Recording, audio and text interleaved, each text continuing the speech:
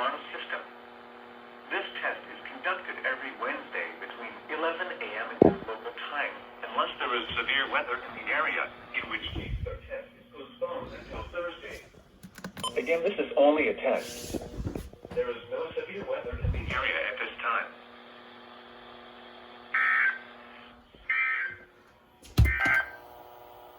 Here are the 11 a.m. South Texas weather observations. At Laredo, mostly sunny. Temperature 81 degrees, dew point 70, and the relative humidity 69%. Going to do it. Wind south at 9 miles an hour. The pressure 30.01 inches and steady.